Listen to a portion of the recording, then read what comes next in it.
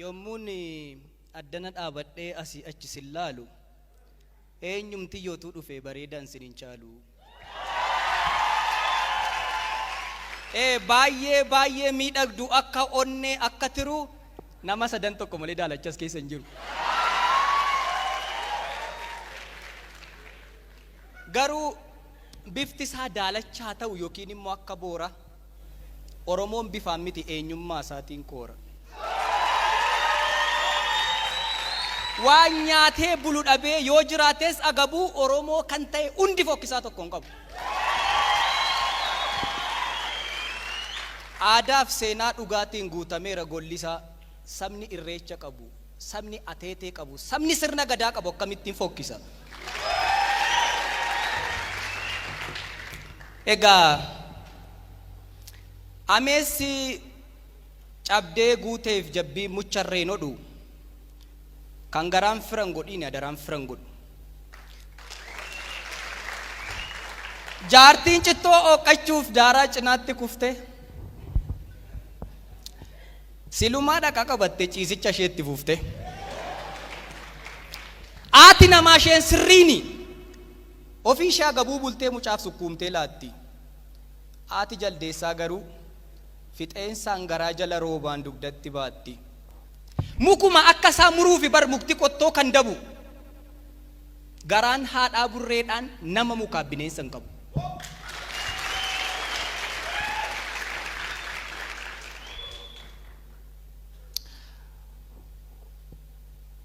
Yookiin kan oolaa ta'u yookiin immoo kan bofa keessa keenya kan argu Waaqayyoof maagaa qofa. Waanuma dhageenyurraan gaafa taajjabnu garuu hundumtuu bukatee rakkii kaleessaan jiru. Addunyaan bitaachoftee walii wallaalle maqaa wanta bitus hin beeku waan gurgurus hin beeku hunduma gabaa dhaqa. Achi waanuma hin qabne kan isaa godhachuu fedha boqqolloo keeshaa tokko bira kaa'ee taa'ee daagujjaa bittuu jedhe. Inni kaan as fakkaata inni kan biraan duuba kaan marqaa san galchine boojjitoo kaa'ee duuba. Tulluun fuulleetti ilaalan yoo itti siqan hurriidha wanti damma fakkaatu yoo dhamdhaman furriidha. Naachaa fi allaattiitu dabareedhaa wal baata. Kan garaan cilaattiitu irra keessaan addaata. Kan amma dhagaattee gamuun ulfaatu amma baala. Kan shittoo wal dibetu deebee dhoqqee wal faala.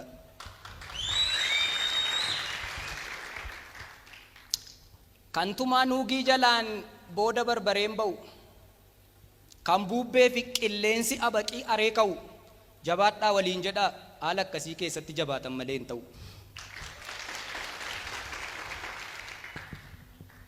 Amminni lakkuu dhalee yoo guutes xoofoon jibba. Eessayyuu hin ga'u jettee of hin laaffisiin jilba. Gobaaf qoraattii gidduu kiyyoo xaxamaa keessa yoo kutannoo qabaatte bakka yaadde ni geessa. Yaaltee dadhabdee abdiin kutiin jiruurraa bulchanii bubbulchanii lafee uumu tiruurraa. Harkifadhuuma deemi yoo si takkaalees gaadiin kaannisa sodaatta taanaan damma nyaachuuf hin yaadiin. Dabqa hedduu si gaafata galma ga'umsi kamuu malee akka dinnichaa qalqalloo pestaaliidhaan gabaa keessaan bitamu. Wanti firii gaarii qabu dadhabbii baay'ee qaba. Calluma jedhii deemi. Hin dhaggeeffatiin ati waa'ee kufaatiif caba. Gaafa dhaggeeffachuu jalqabdu gaafa qooddachuu jalqabdu oduuf baaltii alagaa chawoo buli jedhiiti galma ga'umsa wajji walitti dhaaminaga. Muka oomii yaabanii ija waddeessaa ciru waa'ee namaa asaassaa waa'ee namaa odeessaa galma ga'umsi hin jiru. Nama xiiqiin deeme fuulduratti hidhatummoo boquunsaallee hin cabu. Egaa kanuman jedha dhiifama naa godhaa walaloon qabu.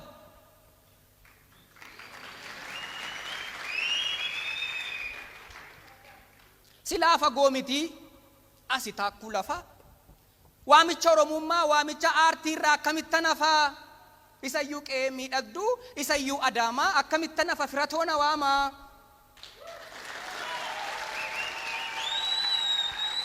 Biyya xiqqaaf guddaa, biyya aadaaf safuu, waamicha adaamaarraa akkamitti nafuu.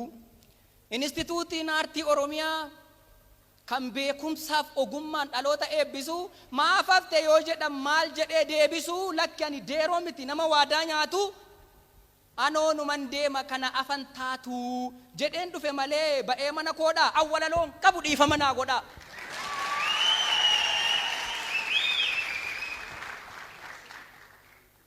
Walaloo jechuu miti akka itti jedhanii mala isaatu dhibaa, garaa bidda baatu mukukkula dibaa. Yookiin qabsiifattee ittiin mana naarfattu, bishaan itti naxxees ofirraan dhaanfattu, lafee dugdaa jalaan qabatee utubaa keessatti si waada, keessatti si guba. Karra tokkoon seenuuf karra 9 banta. Ittantee dubbattee sittanta. Otuu nyaattee dhugduu miirri kee agabuu dhiifama naa godhaa walaloon qabu.